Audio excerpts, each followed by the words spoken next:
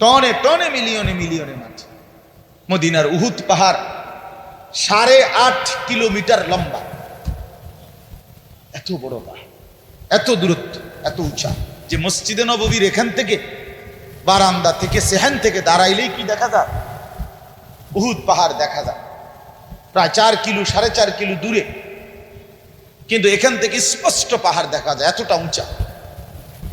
তাহলে এত উঁচু এত লম্বা পাহাড় স্বর্ণ বানিয়ে দিলে আল্লাহ নবী সাল্লাল্লাহু আলাইহি ওয়াসাল্লাম বলেন সে আরো একটা চাই। এরপরে নবী বলেন, শোনো বনি আদম, লান ইয়ামলা ফাহু ইল্লা তুরাব, হায় বনি আদমের মুখ ভরবে না কবরের ওই মাটি মুখে মারা পর্যন্ত। লান ইয়ামলা ফাহু ইল্লা তুরাব, তার মুখ ভরবে না কবরের মাটি ঢুকা পর্যন্ত। আরে শুনেন আশ্চর্য কথা, ছেলেরা বোঝো, শোনো মিয়া, বাবারাও শোনেন। আশ্চর্য কথা হলো এই যে হাদিস, এটা আমি বললাম না যে বনি আদমকে যদি একটি পাহাড় স্বর্ণ দেওয়া হয় সে আরেকটি পাহাড় চাইবে এবং তার মুখ ভরবে না, কি ছাড়া? বলেন না, কি ছাড়া? এটা তো কি হাদিস, এটা কি? কিন্তু হযরত উবাই ইবনে কাব রাদিয়াল্লাহু তাআলা আনহু একজন বড় সাহাবীর নাম। সাহাবীদের মধ্যে সবচেয়ে সুন্দর কোরআন শরীফ যিনি পড়তে পারতেন, সাইয়্যিদুল কুররা, কারীদের সর্দার ছিলেন। সাহাবীদের মধ্যে সবচেয়ে সুন্দর কোরআন পড়তেন উনি। কোরআনুল কারীম এত সুন্দর পড়তেন যে আল্লাহ তাআলা সরাসরি নবীজির কাছে জিবরাইল পাঠাইয়া আদেশ করছে, বন্ধু আপনি উবাই এর জবান দিয়া কোরআন শরীফ শোনেন। শুনেন, ওই পড়লে আমার আরশ কাইপা ওঠে। শুনেন শুনেন, আপনি শুনেন। আল্লাহ নবী সাল্লাল্লাহু আলাইহি ওয়াসাল্লাম এই সাহাবীকে ডাক দিয়া বলছে, উবাই ইকরা আলাইয়াল কোরআন, কোরআন শরীফ পড়ো, শোনাও। তিনি বলেন, আমি শোনাবো আপনাকে? আমরাই তো শুনি আপনার থেকে, আপনার সামনে আমি কোরআন পড়বো এই সাহস তো আমার নাই ইয়া রাসূল। আল্লাহ নবী সাল্লাল্লাহু আলাইহি ওয়াসাল্লাম বললেন, আল্লাহ তাআলা তোমার নাম বলে আমাকে আদেশ করেছেন তোমার জবানে কোরআন শুনতে। উনি 3 বার জিগাইছে কথাইটা। এরপরে আসাম্মানি আল্লাহ, ইয়া রাসূলুল্লাহ, আল্লাহ আমার নাম নিছে? বলে তোমার নাম? আমার নাম? হ্যাঁ তোমার নাম। আমার নাম? বলছে হ্যাঁ তোমার নাম। ফাবাকা, তিনি প্রচন্ড ভাবে কাঁদতে শুরু করছে আর বলছে, হায় নবী, এক গোলামের এর চাইতে বড় সৌভাগ্য আর কি হইতে পারে যে তার মনিব তার নাম নিয়েছে, তার মালিক তার নাম নিছে। এর চাইতে বড় ভাগ্য আমার জীবনে আর কি হতে পারে যে আমার আল্লাহ আমার নাম নিছে। যাই হোক, আমার বলার উদ্দেশ্য হলো এই সাহাবী উবাই ইবনে কাব বলেন, এই যে হাদিস এটা নবীজি আমাদেরকে এত বেশি বার বলছে, বারবার বারবার বলতেন। আমরা প্রথমত কুন্না নারা, এটার সরাসরি তাফসিরে আছে, কুন্না নারা হাদা মিনাল কোরআন, আমরা এটাকেই মনে করতাম যে এটা কোরআনের আয়াত। এত বেশিবার নবী এটা আমাদের সামনে পড়ছে। অর্থাৎ সাহাবীদেরকে দুনিয়ার লোভ থেকে ফিরাইবার জন্য, আখিরাত মুখী করার জন্য, পরকাল মুখী বুঝাবার জন্য এত বেশিবার বলছে এটা। উনি বলেন আমরা প্রথমত এটা ভাবতাম এটা কোরআন শরীফের আয়াত। হাত্তা নাজালাত আলহাকুমুত তাকাসুর হাত্তা যুরতুমুল মাকাবির, এরপরে যখন আলহাকুমুত তাকাসুর এই সূরাটা নাজিল হয়েছে, এই আমি এখন যেই সূরাটা পড়ছি তার পরের সূরা, এটা যখন নাজিল হইল তখন আমরা বুঝলাম যে না, এইটা হইল কোরআন, আর এতদিন যেটা মনে করছি এটা রাসূলের হাদিস। আল্লাহর নবী সাল্লাল্লাহু আলাইহি ওয়াসাল্লাম এভাবে উম্মতকে দুনিয়া থেকে সরাইতে চাইছে, দুনিয়ার লোভ থেকে। আজ আমরা জিন্দেগির মাকসাদ বানায় নিছি। জওয়ান বলেন, বুড়ো বলেন, আমি বলেন, আপনি বলেন, আমাদের জীবন শুধু দুনিয়া, অথচ আখিরাত, হাসরের ময়দান, কিয়ামত, পরকাল আমাদের দরজায় কড়া নাড়তেছে। প্রতিনিয়ত আমাদের সামনে যে মানুষগুলো মৃত্যুবরণ করতেছে, এরা যেন আমাদেরকে হাত নেড়ে নেড়ে করা নাইরা নাইরা যেন বলতেছে আখিরাতের দিকে যাচ্ছি, তুমিও আইসো। ঠিক না? এই জন্য কবর জিয়ারতের দোয়া আছে সালামের সাথে। ওই ওমর ফারুক ভাই নিরা হয় না না, হার বেটা বেচারা আমার তো বড় বক্তা, ওরা নিচে বলছে হায় হায় সার খার। তো কবর জিয়ারতের দোয়ার মধ্যে সালামের মধ্যে এটা অংশ আছে, আনতুম লানা সালাফুন ওয়া নাহনু লাকুম তাবাউন। হে কবরবাসী, আপনি তো আমার আগে চলে গেলেন, অচিরেই আমি আপনার পিছনে পিছনে আসতেছি।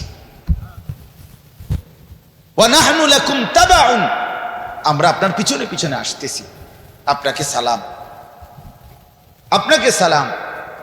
এইভাবে তো আল্লাহ নবী সাল্লাল্লাহু আলাইহি ওয়াসাল্লাম কোরআনের আয়াতগুলো, সূরাগুলো অধিকাংশই আপনাদেরকে আমাদেরকে ভাই বুঝাইতে চাইছে আখিরাত, পরকাল। কত ভাবে ইকতারাবা লিন-নাসি হিসাবুহুম ওয়া হুম ফি গাফলাতিন মুরিদুন।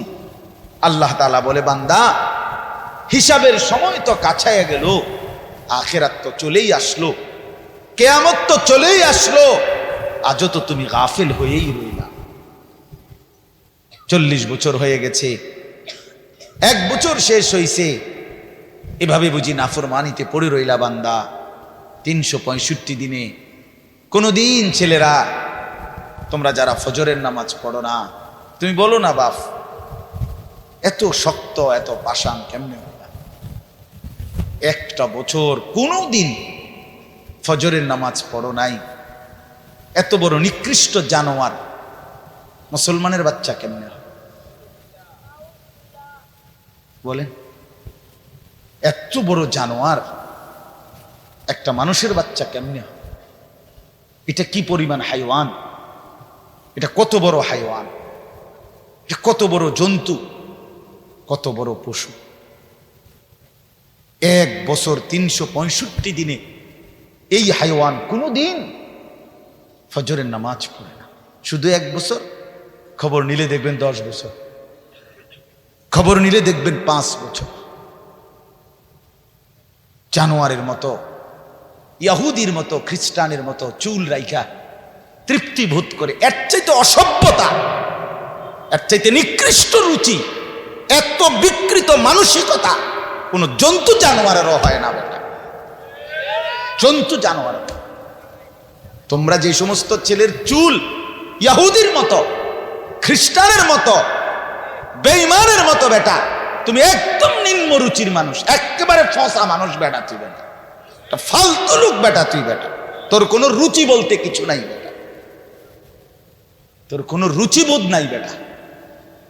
কার মতো মুসলমানের বাচ্চা হইয়া মুসলমানের ঘরে জন্ম নিয়া বেটা আল্লাহর আজান শুনলি, ডান কানে বাম কানে তোরে আজান দিছে, এক পবিত্র মা তোরে 2টা বছর দুধ পান করাইছে বেটা, কোন শরমে বেটা তুই ওই বেঈমানদের মতো চুল কাটলি বেটা? ওদের কোনো জাতপাত আছে বেটা? ওদের কোনো ইজ্জত আছে না সম্মান আছে? আল্লাহ তাআলা কোরআনুল কারীমে বলছে ইন্নামাল মুশরিকুনা নাজাস। কোরআনের আয়াত কিনা? আল্লাহ বলছে সমস্ত মুশরিক নাপাক, নাজাসুন নাজাস। সমস্ত ইহুদি নাপাক, সমস্ত খ্রিস্টান নাপাক, সমস্ত হিন্দু নাপাক, সমস্ত বৌদ্ধ নাপাক, সমস্ত নাস্তিক নাপাক, সমস্ত মুরতাদ নাপাক, সমস্ত বেঈমান নাপাক।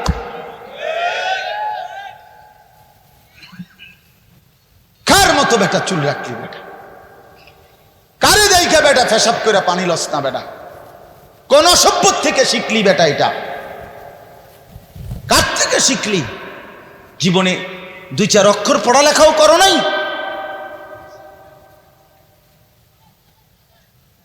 2-4 শব্দ পড়ো নাই তোমরা ছেলেরা। মানুষ এত অভদ্র অপবিত্র হয় কেন? কোরআনুল কারীমের মধ্যে আছে, আল্লাহ তাআলা বলে বান্দা কি আজীব কথা! কোরআন শরীফে আছে, বান্দা কোনোভাবেই যদি পানি নাই, ঠিক আছে, ফাইন লাম তাজিদু মাআন ফাতায়াম্মামু সাঈদান তাইয়্যিবা, তাহলে মাটি দিয়ে, পবিত্র মাটি দিয়ে তায়াম্মুম করো, তবুও নিজেকে পবিত্র বানাও। যদি বলি আল্লাহ পানি নাই, ঠিক আছে, তো মাটি দিয়ে হলেও পবিত্র হইতে হবে, এত তাড়াহুড়া কা? পানি আইও, পানি পাইয়ালই, এরকম শুরু করলেন। কোরআন শরীফের সরাসরি আয়াত, আল্লাহ তাআলা বলে, জানো, ওয়ালাকিন ইউরিদু লিইউতাহহিরাকুম, আল্লাহ বলেন আমি না আমার ইমানদার বান্দাকে সারাক্ষণ পবিত্রই দেখতে চাই। দোস্ত আমার, এটা কোরআন শরীফের আয়াত। ওয়ালাকিন ইউরিদু লিইউতাহহিরাকুম, আমি আমার বান্দাকে পবিত্র, মুমিন আমার সে, ও অন্য কেউ না, ও আমার ইমানদার বান্দা। তো ইয়া আইয়ুহাল্লাযীনা আমানু ইযা কুমতুম ইলাস সালাতি ফাগসিলু ওয়ুজুহাকুম, এই আয়াতের মধ্যে এটা, এই আয়াতের অন্তর্ভুক্ত অংশ এটা। ওয়ালাকিন ইউরিদু লিইউতাহহিরাকুম, ইমানদার পানি নাই, ঠিক আছে, তায়াম্মুম করো মাটি দিয়ে। কেন এমন তাড়াহুড়া? আল্লাহ তাআলা বলে, আমি যে তোমাকে পবিত্র দেখতে চাই, আমি কে তোমাকে পবিত্র। ফীহি রিজালুন ইউহিব্বুনা আন ইয়াতাতাহহারু আল্লাহু ইউহিব্বুল মুত্তাহহিরিন। কোরআন শরীফের আয়াত আছে, আল্লাহ বলে, বন্ধু আপনার কিছু সাহাবীকে আমি দেখছি, আল্লাহ প্রশংসা করতেছে। মদিনার কুবা একটা এলাকা, যেখানে নবীজি মদিনার বাল আহইয়া, আল্লাহর পথে যারা শাহাদাত বরণ করে তোমরা তাদেরকে মৃত বলো, বরং আল্লাহ নিজে বলতেছে বাল আহইয়াউন, বরং তারা জীবিত, নিঃসন্দেহে জীবিত। রাসূলুল্লাহ সাল্লাল্লাহু আলাইহি ওয়াসাল্লাম বলেন, সবুজ পাখির ভিতরে তাদের রূহ জান্নাতের মধ্যে ঘুরতে থাকে। এজন্য সাইয়্যিদুনা ওমর রাদিয়াল্লাহু তাআলা আনহু আজীবন তিনি শাহাদাত কামনা করতেন। আল্লাহুম্মা ইন্নী আসআলুকা শাহাদাতান ফি সাবিলিক ওয়া ফি বালাদি রাসূলিক। হযরত ওমর রাদিয়াল্লাহু তাআলা আনহু বলতেন যে, আল্লাহ আমি আপনার কাছে শহীদি মরণ চাই এবং নবীর শহরে মরতে চাই, মদিনায়। তো আল্লাহ তাআলা ঠিক যেভাবে দোয়া করছেন আজীবন, ওইভাবেই আল্লাহ তাআলা ওনার দোয়া কবুল করছেন। উনি মদিনাতেই ইন্তেকাল করছেন এবং শাহাদাতের মৃত্যু। ফজরের নামাজের ইমামতি অবস্থা মসজিদে নববীতে প্রথম কাতারে উনি ইমামতি করতেছিলেন। একজন অগ্নি পূজক কাফের ছদ্মবেশে, চাদর দিয়ে শরীর ঢেকে, এই বেঈমান ফজরের নামাজের ইমামতি করতেছেন। ওমর রাদিয়াল্লাহু তাআলা আনহু এই সময় ওনার কোমরের মধ্যে ছুরি মারছে, 7-8টা ছুরির ঘাই দিছে। এই অবস্থায় তিনি রক্ত অঝরে ঝরতে শুরু করছে। তো উনি চাপ দিয়া ধইরা আগে পিছন কাতার থেকে, প্রথম কাতার থেকে হযরত আব্দুর রহমান ইবনে আউফ রাদিয়াল্লাহু তাআলা আনহুকে টেনে ইমামের জায়গায় না দাঁড় করায়া, তো বলছে, আব্দুর রহমান আগে ফজরের নামাজ শেষ করো, তারপরে তোমরা আমারে ধইরো। তো উনি কাটা মুরগির মতো পাশে এই ব্যথায় তড়ফাইছে, কিন্তু সাহাবায়ে কেরাম আগে নামাজ পড়ছে, এরপরে ওনারে ধরছে।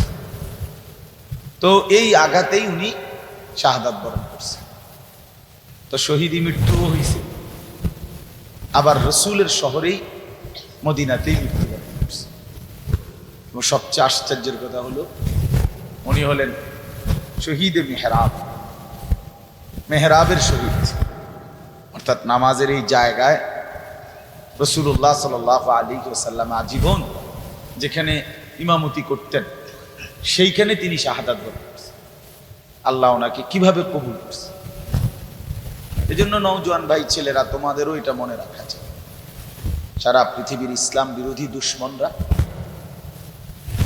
এই সারা বিশ্বের ইহুদি খ্রিস্টান মুনাফিক, নাস্তিক মুরতাদ ইসলাম বিদ্বেষীদের একটা বড়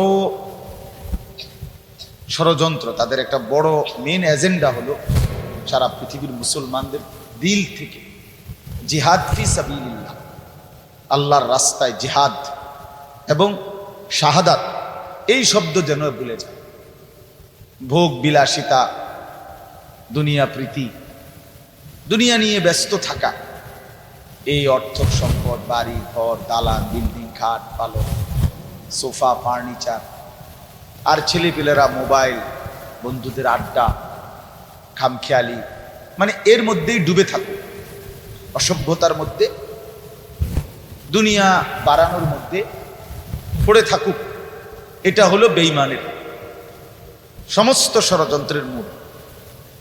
এজন্য সারা পৃথিবী জুড়ে তারা জিহাদ ফি সাবিলিল্লাহর বিরুদ্ধে, আল্লাহর রাস্তায় যুদ্ধ, এর বিরুদ্ধে জঙ্গি, উগ্রবাদী, টেরোরিস্ট, সন্ত্রাসী ইত্যাদি বহু কিচিমের অপপ্রচার করে লাগাতার অব্যাহত এই পরিমাণ বলতে থাকছে যে অনেক মুসলমান সাধারণ মানুষ পর্যন্ত এটাকে ভয় পাইতে শুরু করছে। যে জিহাদ বললেই আতঙ্ক, কিতাল বললেই আতঙ্ক। অথচ কোরআনুল কারীমের প্রায় 600-র চাইতে বেশি আয়াতের মধ্যে আল্লাহ তাআলা জিহাদ ফি সাবিলিল্লাহর কথা বলছে। তাহলে এতগুলো আয়াতকে অস্বীকার করার কোনো সুযোগ আছে? বলেন, কিভাবে অস্বীকার? কোরআনুল কারীমের একটি শব্দ কেউ যদি অস্বীকার করে তাহলে তো সে কাফের, সে তো বেঈমান। তাহলে কোরআনুল কারীমের মধ্যে আল্লাহ তাআলা বারবার এই কথা স্পষ্ট বলছে। কোরআন শরীফে আছে, মক্কায় মুসলমানরা, কুরাইশরা, মক্কার কুরাইশদের মধ্যে মাঝে মধ্যে বিতর্ক হইত যে কেউ কাবা ঘরে হাজীদেরকে পানি পান করাইতো, কেউ হাজীদেরকে মেহমানদারি করত, কেউ কাবা ঘরের চাবি পাহারা দিত, কেউ কাবা ঘরের সংরক্ষণ করত, কাবা ঘরের ভবন ইত্যাদি প্রস্তুত করত, হাজীদের জন্য তাবু বানাইতো। এই খেদমতকে অনেক বড় মনে করত। তো একদিন নিজেদের মধ্যে তারা বলতেছিল যে এইটাই সবচেয়ে বড় কাজ।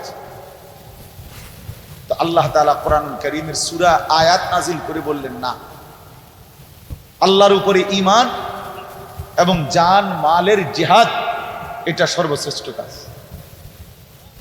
আজআলতুম সিকায়াতাল হাজ্জ ওয়া ইমারাতাল মসজিদিল হারাম কামান আমানা বিল্লাহি ওয়াল ইয়াউমিল আখির ওয়া জাহাদা ফি সাবিলিল্লাহি বিআমওয়ালিহিম ওয়া আনফুসিহিম লা ইস্তাবুনা ইনদাল্লাহ।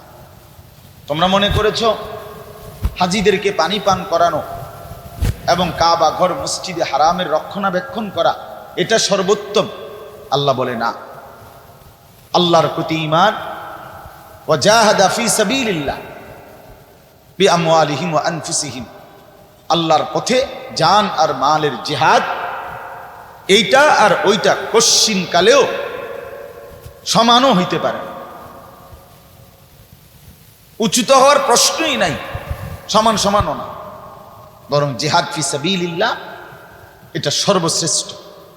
ওয়া যারওয়াতু সানামিহি আল জিহাদ। আল্লাহর নবী সাল্লাল্লাহু আলাইহি ওয়াসাল্লাম বলেন, ইসলামের সর্বোচ্চ চূড়া জিহাদ ফি সাবিলিল্লাহ। কি বলেন?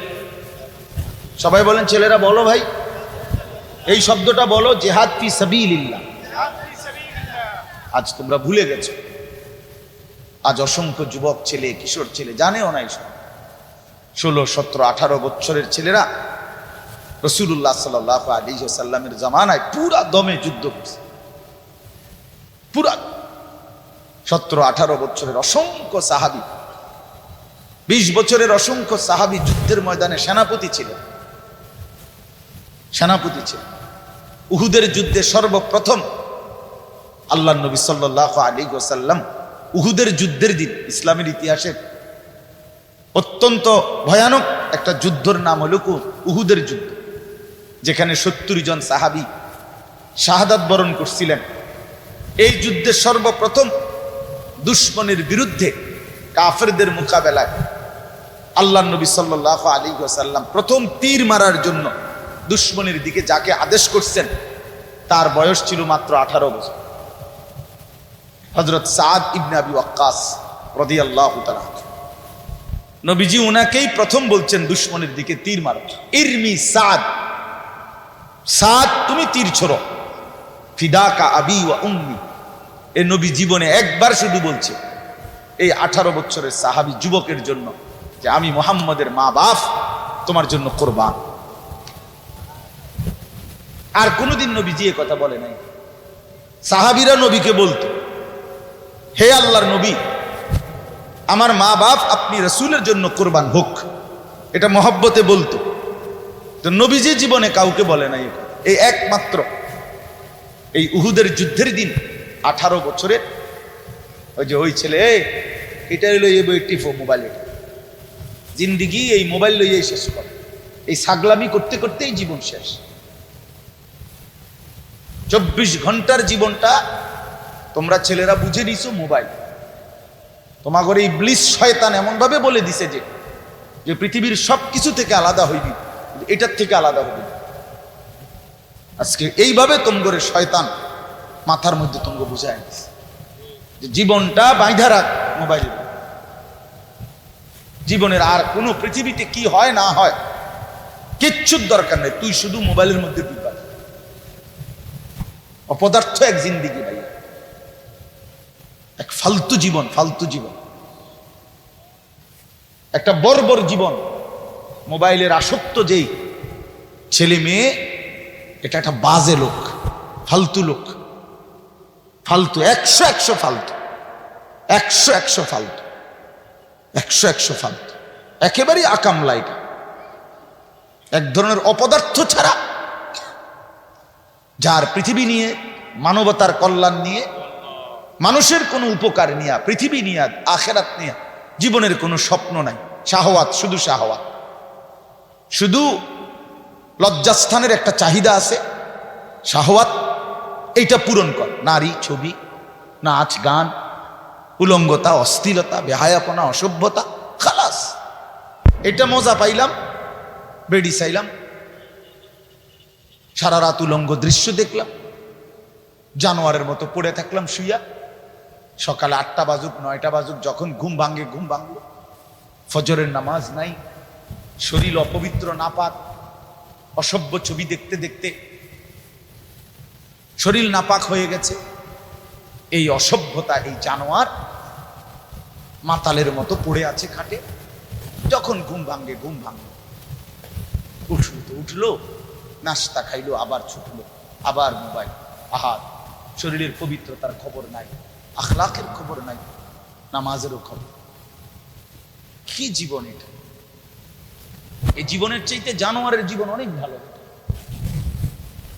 জন্তু জানোয়ারও এর চাইতে আগে উঠে যায়, এর চাইতে আগে উঠে। একটা সুন্দর বাণী আছে, লেখা থাকে, দেখছি, ভোরের পাখি যদি তোমার আগেই জেগে যায় তাহলে তুমি ব্যর্থ।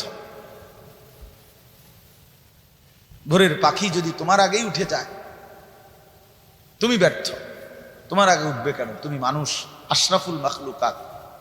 কি জীবন বাছাই করে নিছো ছেলেরা, তোমরাই বলতে পারো বাবা। তোমার জন্য আমি আটকাবো না, আমার জন্য তুমি আটকাইবা না।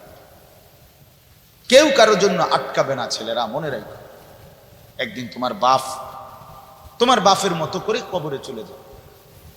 এই যাই দৌড়ঝাঁপ করছে বেচারা কামাই করার, একদিন দেখবা তোমারে রাইখা সে চলে গেছে। একদিন তুমিও চলে যাইবা। এই বন্ধু বান্ধব, আড্ডা, এগুলো সব থাইকা যাবে। দুনিয়ার জায়গায় থাকবে।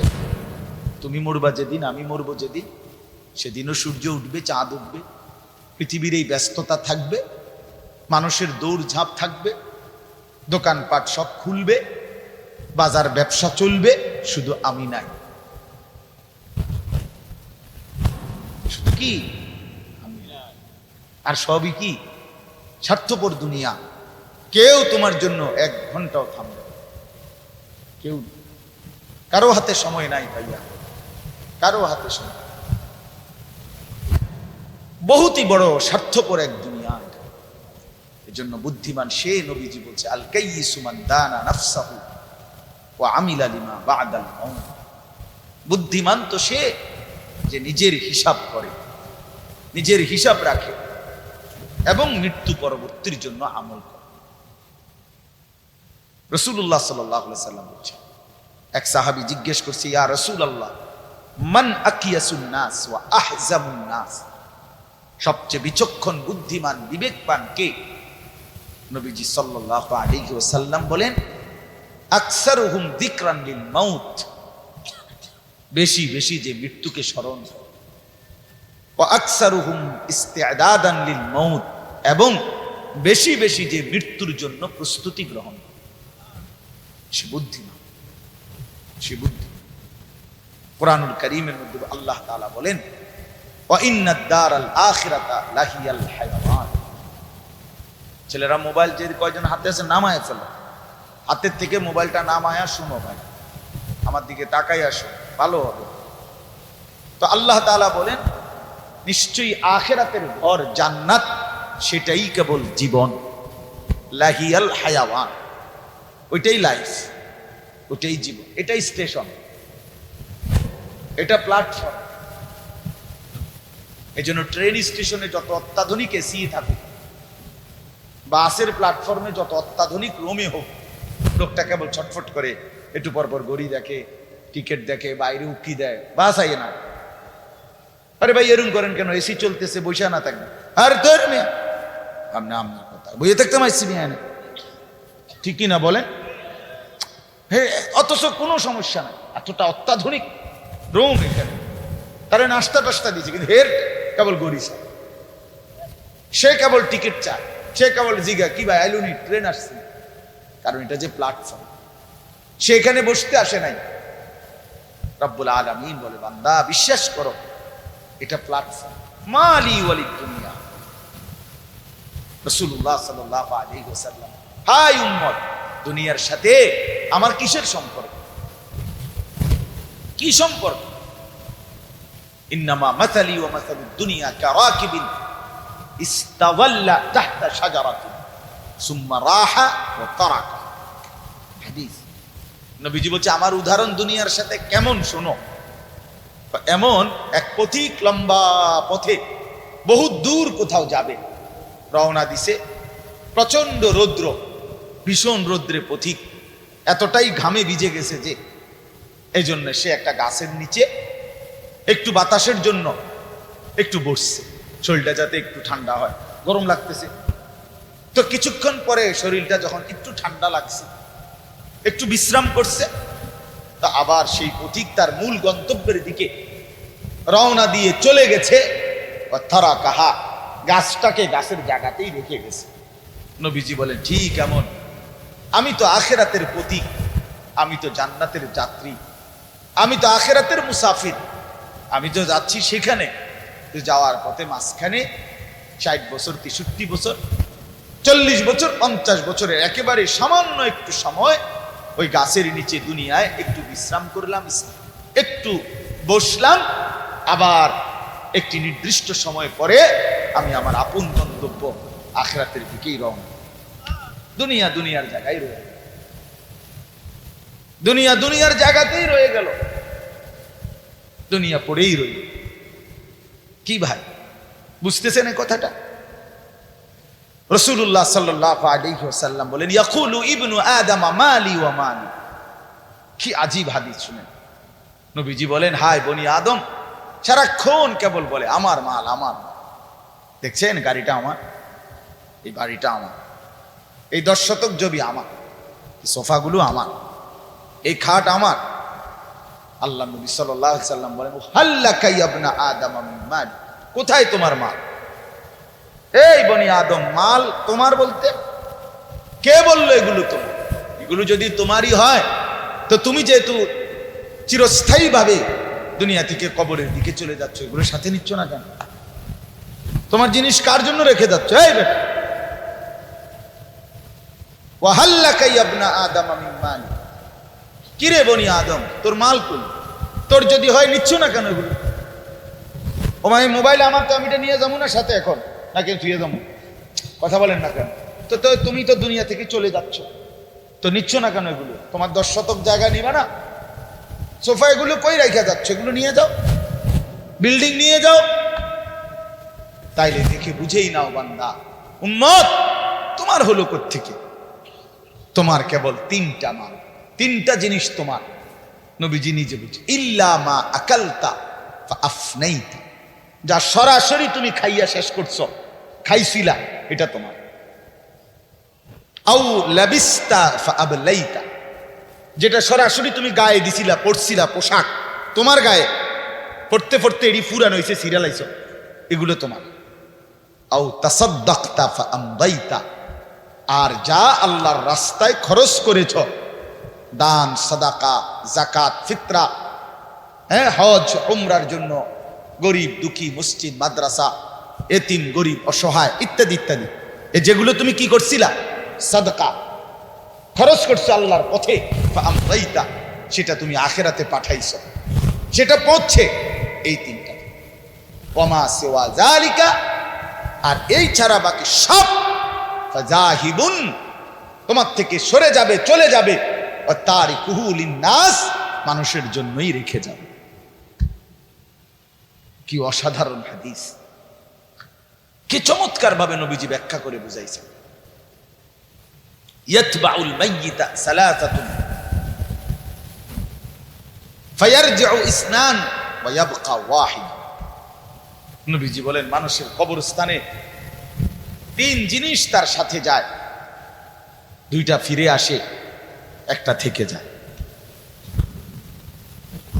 একটা থেকে যায়, যাওয়ার সময় যায় 3টা।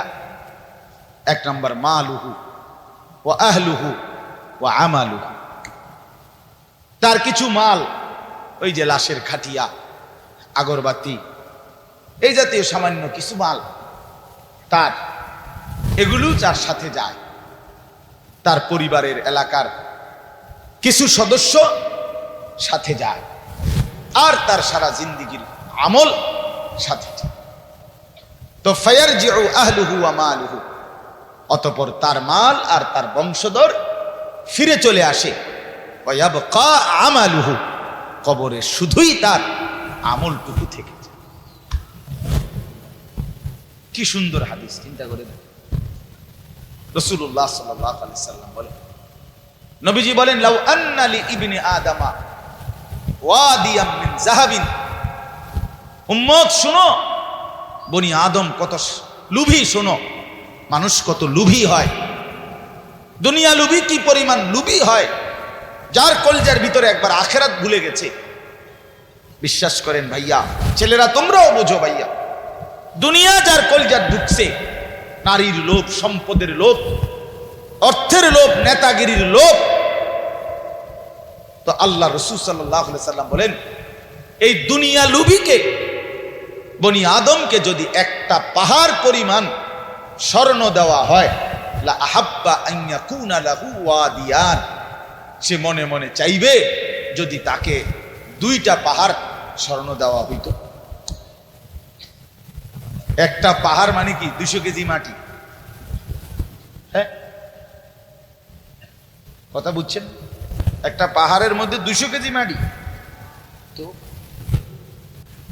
এই হিজরত করে আইসা প্রথম যেখানে ঢুকছেন, এই জায়গাটার নাম হলো কুবা নগরী। কুবা, কি নাম?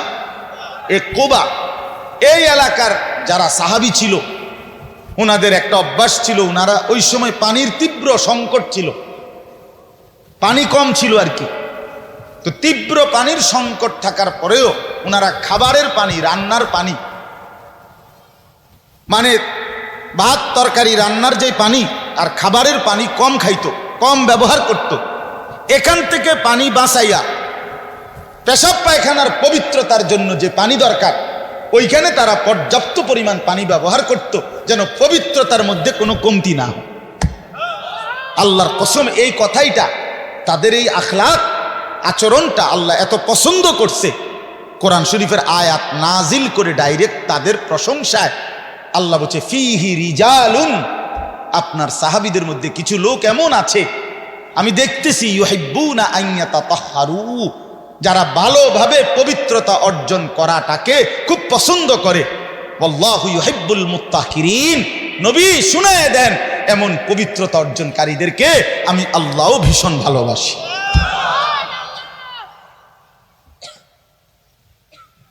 তোরে আল্লাহ ঘৃণা করে। যুবক, তোদের যাদের প্যান্টে পেশাব, তোরা যারা টয়লেট পেপার ব্যবহার করো না, তুই নিকৃষ্ট রুচির মানুষ বেটা, ফালতু বেটা, ফালতু বেটা। চুল কেবল চুলের পিছনের দিকে ফিরাজ বেটা, হাইতে মানে একটা কেমন লাগে। হ্যাঁ, সামান্য সামান্য সহপাঠী বা সামান্য সেরকম দার সেরকম লাগতেছে তোরে দোস্ত, জিঙ্গাইলে না বলে সেরকমটা কেডা? সেরকম ঠিক আছে লাগতেছে, আমিও কই, কিন্তু সে কে যার মতো লাগতে আছে? হেইতে কেডা যে যার মতো সেরকম তো বুঝছি, সেরকমটাকে? সেরকম কি গাঁজাখোর না ফুট্টাখোর না বাবাখোর না ডাইলখোর না হারামখোর না মদখোর না ইয়াবাখোর? কার মতো লাগতেছে তারে জিঙ্গা। তুই যে আমারে কইলি সেরকম লাগতে আছে, হেতে কেডা যার মতো লাগতে আছে আমারে? কথা বলেন। হ্যাঁ, তো জিঙ্গাইলি কবে দোস্ত ফুট্টাখোরের মতো লাগে, তোর বাবাখোরের মতো লাগে তোর। কারণ কোন ভদ্র মানুষ, ইমানদার, নামাজি, কোন চরিত্রবান পবিত্র মানুষ নাপাক থাকতে পারে না। তো তাহলে তো এটা বুঝাই যায় তোরে কার মতো লাগে বেটা। হ্যাঁ, নাই তো হে বলুক যে দোস্ত তোর চুল দেখে মনে হয় পুরা বাইজিদ বুঝতাম, তোর একদম জোনায়েদ বাগদাদির মতো লাগতে আছে, এমন নি? তাহলে তোর চোর ডাকাইতের মতোই তো লাগে। আস্তাগফিরুল্লাহ, আস্তাগফিরুল্লাহ। প্রিয় ভাই আমার, বন্ধু আমার, আখিরাত যেন ভুলে না যাই। মহান আল্লাহ পাক রব্বুল আলামিন এই কোরআনুল কারীমের মধ্যে বারবার আমাদেরকে আখিরাত মনে করাইছে। আমাদের জিন্দেগি ঈমানের জিন্দেগি, আমাদের জিন্দেগি পবিত্র জীবন ভাইয়া। আমরা শুধুই দুনিয়ার জন্য না, শুধু দুনিয়ার জন্য, দুনিয়ার জন্য আল্লাহ তাআলা কোরআন শরীফ আছে ওয়াদারনি ওয়াল মুকাদ্দিবিনা উলিন না'মাতি ওয়া মাহিলহুম কালিলা। আল্লাহ বলছে, হে আমার বান্দারা, নাফরমান পাপীদেরকে অল্প সময়ের জন্য দুনিয়া ভোগ করতে দাও, ওদেরকে দুনিয়া খাওয়াইয়া পড়াইয়া এরপরে আমি নিয়ে আসবো, আমি এজন্যই বানাইছি।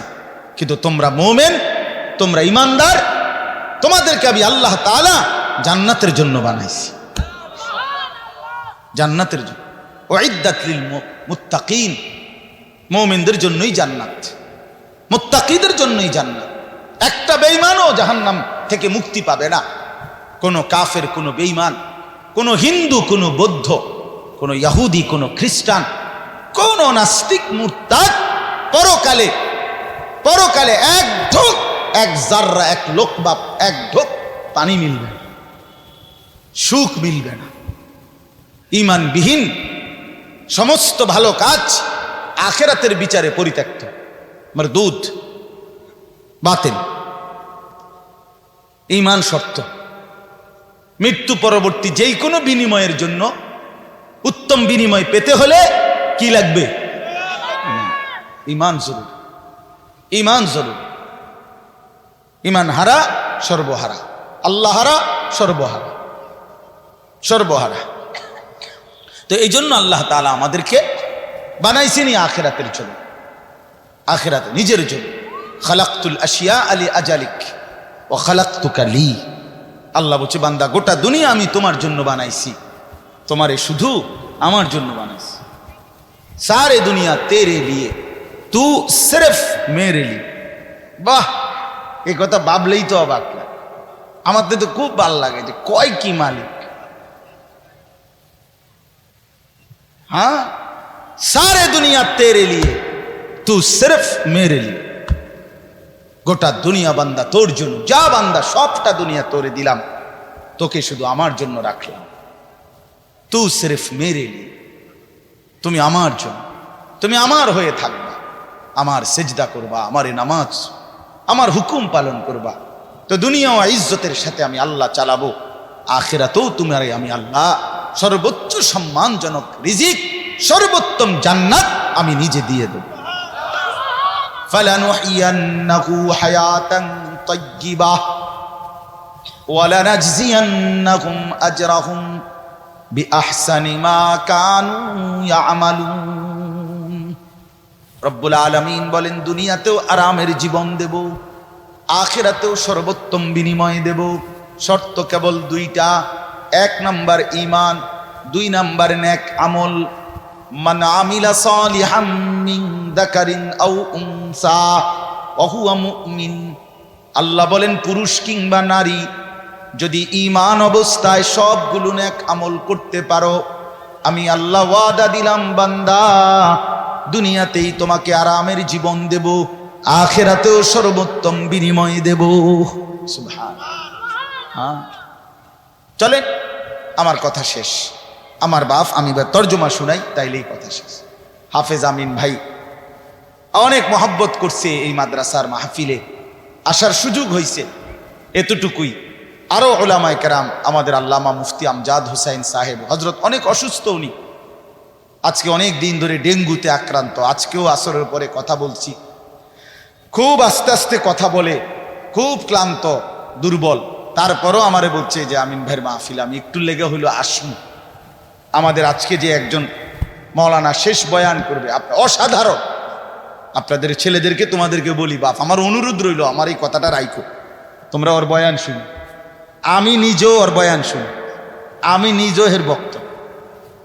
অসাধারণ বয়ান করে সে হযরত মাওলানা মুফতি ইউসুফ বিন ইকবাল, তার বয়ান চমৎকার একেবারে। আল্লামা মুফতি আরিফ বিন হাবিব যেমন সব কথা হাদিস থেকে বলে, এই নওজোয়ান মাওলানাও ঠিক এরকম অনর্গল রাসূলুল্লাহ সাল্লাল্লাহু আলাইহি সাল্লামের হাদিস বলতে থাকে। হ্যাঁ, এজন্য সবাই ইনশাআল্লাহ এই মাওলানার বয়ান শুনবার চেষ্টা করবেন। তো তরজমাটা শুনেন। আল্লাহ তাআলা মূল বক্তব্য এটাই যে আল্লাহ আমাদেরকে আখিরাত মনে করাইতে চেয়েছে। কি? কোরআনুল কারীমের 30 নম্বর পারা 101 নম্বর সূরা আল কারিআহ, এই সূরার আল্লাহ বলেন, আল কারিআতু মাল কারিআহ। আল কারিআহ অর্থ হলো যেটা দরজায় আঘাত করে, খটখট খটখট আওয়াজ করে, এই খটখটকারী। আল্লাহ বলেন মাল কারিআহ, বলো তো খটখটকারী বলতে কি? ওমা আদরাকা মাল কারিআহ। আবারও বলছি নবী, আপনাকে জানতে চাচ্ছি, জানেন এই আঘাতকারী খটখটকারী কি? আল্লাহ বলেন সেটা হলো আখিরাত, কিয়ামত, যেটা আপনার কাছে প্রতিদিন আমাদের কাছে খটখট করে আমাদের দরজায় যেন ঘন্টা বাজাইয়া বলে যাচ্ছে যে কিয়ামত তো চলেই আসলো। আখিরাতের প্রস্তুতি কি হলো বলো? ওই মানুষ তো মরে গেল দেখলা, তুমিও তো মরে যাবা, তোমার প্রস্তুতি কি বলো? এক লোকের জানাজা যাচ্ছিল, লাশ, তো এক বুজুর্গ আল্লাহওয়ালা ওই সামনে দাঁড়ানো, তো ওনার পাশের এক লোক বলতেছে, কার জানি কবর, কার জানি মৌত হইল, আরে কার জানি কার জানি। তখন তিনি বললেন, হয় তোমার মরণ হইল, নয়তো আমার মরণ হইল। মানে এইটা ভাবো যে হয় তোমার মরণ হইছে, নইলে কার মরণ হইছে? আমার মরণ হইছে। আর ভাবো সে তো মৃত্যুবরণ করছে, 3টা অবস্থা তার শেষ। একটা হলো আজরাইলকে দেখা, এটা তার শেষ। এরপরে জান কবজের যন্ত্রণা, এটা তার শেষ।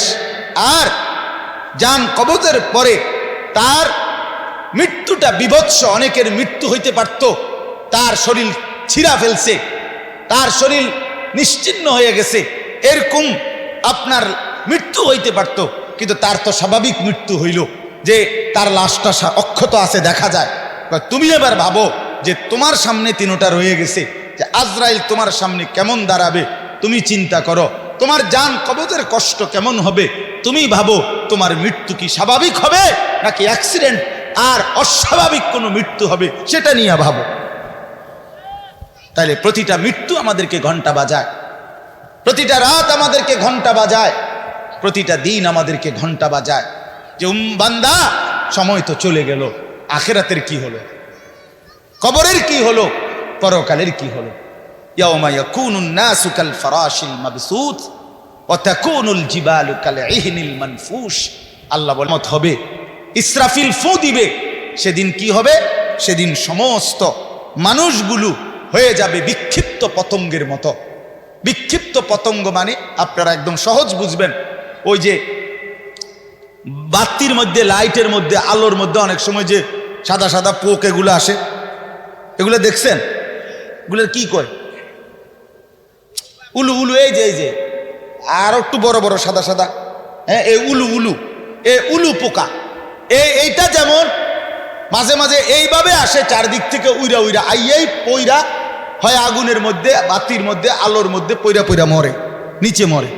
তো আল্লাহ পাক বলেন ইসরাফিল ফু দিবে, কিয়ামত শুরু হবে, মানুষ এরকম পাগলের মতো, উলুর মতো দৌড়াইয়া পতঙ্গের মতো চারিদিকে দিক বিদিক শূন্য হইয়া দৌড়তে থাকবে। কেউ বলতে পারবে না কে কোথায় যাচ্ছে, কোথায় দৌড়াচ্ছে, কি হচ্ছে। সবাই অস্থির হয়ে যাবে। এরই মধ্যে যে যেখানে গিয়ে পড়ে যাবে ওইখানেই তার মৃত্যু, ওইখানেই কবর। ওয়াতাকুনুল জিবালু কালইহনিল মানফুস। পাহাড়গুলো একটা নমুনা আল্লাহ বলছে, পাহাড়গুলো তুলারে দীর্ঘক্ষণ মেশিনের মধ্যে ধুনাইয়া সারলে এবার যখন ঝরঝরা হয় তুলা, তো এবার যদি বাতাস লাগে তাইলে যেমন এটা উড়তে শুরু করে, তুলা উড়ে। তো আল্লাহ তাআলা বলে পাহাড়গুলো এরকম ধ্বনিত তুলার মতো উঠতে থাকবে। পুরা সৃষ্টির সব কিছু ভাঙ্গা চুরা শেষ হয়ে যাবে। হাসরের ময়দান কায়েম হবে। আর সেখানে কি হবে? দুইটা অবস্থা। ফাআম্মা মান সাকুলাত মাওয়াজিনহু, সেই হাসরের ময়দানে আমল নামা হাতে নিয়ে মিজানের পাল্লায় যার নেকি ভারী হবে, ফাহুয়া ফি আইশাতির রাদিয়া, সেই সন্তুষ্টিময় আরামদায়ক জান্নাতের জীবন লাভ করবে। ওয়া আম্মা মান খাফফাত মাওয়াজিনহু ফাউম্মুহু হাভিয়া ওমা আদরাকা মা হিয়া নারুন হামিয়া। আর যার আমল নামা মিজানের পাল্লায় ওজন দেওয়ার পরে হালকা হবে, গুনাহ ভারী হবে, নেকি হালকা হবে, আল্লাহ তাআলা বলেন তার ঠিকানা হবে হাভিয়া নামক জাহান্নাম। আর আল্লাহ নিজেই বলে, নবী জানেন হাভিয়া জাহান্নামটা কেমন? নারুন হামিয়া, একেবারে প্রজ্বলিত ধাউ ধাউ করে জ্বলন্ত আগুন, এটার নামই হচ্ছে হাভিয়া। হাভিয়া। এখানে একটা কথা শুধু বলি, কথা আমার শেষ। এক নম্বর কথা হলো, এই জিন্দিগির মধ্যে যদি আমল বাড়াই তাহলে আখেরাতে জান্নাত হবে। এই জিন্দিগির মধ্যে যদি নাফরমানি বাড়াই তাহলে আখেরাতে জাহান্নাম হবে। এখানে একটা শব্দ আছে ফাউম্মুহু হাভিয়া। এই ছেলেরা, তোমাদের জন্য আমি শেষ এই কথাটা আবার বলে যাই। এই শব্দটার তাফসীর আমি আজকেও পড়ছি, তাফসীরে কুরতুবিতে, তাফসীরে ইবনে কাসিরের মধ্যে আছে। আল্লাহ তাআলা বলছেন ফাউম্মুহু হাভিয়া, নাফরমান পাপীকে হাসরের ময়দানে, এই উম্মুহুর শব্দের অর্থ হইল উম্মু রাসিহি, অর্থাৎ তার মাথার সামনে যে চুল, এই চুল ধরে দাঁড়ানো মানুষটাকে বেইজ্জতি করে নিচে নামাইয়া এরপরে লাথি দিয়া জাহান্নামে ফেলবে।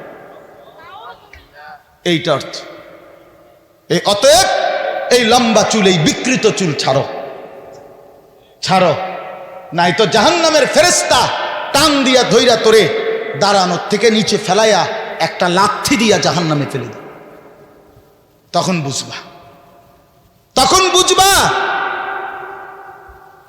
এই জন্য আমি অনুরোধ করলাম, রাগ হইও না, আমি শক্তই বললাম, মনে করো তোমরা এই স্বাভাবিক চুল রাখো, স্বাভাবিক, চারদিকে সমান চুল রাখো। এটা কোনোভাবে, এটা অসভ্যতা, এটা ফ্যাশন না, এটা জাহান্নামীদের চিহ্ন ভাইয়া, এটা দাজ্জালের চিহ্ন। দয়া করে আমার এই কথা ফিরাই দিও না, ফিরাই দিও না। যুবক নিয়ত করো ইনশাআল্লাহ। ছেলেরা, ছেলেরা নিয়ত করো, বলো যুবক ইনশাআল্লাহ, পাক্কা নিয়ত করো ইনশাআল্লাহ। তোমাদের যুবক আগামী দিনের জন্য, ইসলামের জন্য রেডি হইতে হবে।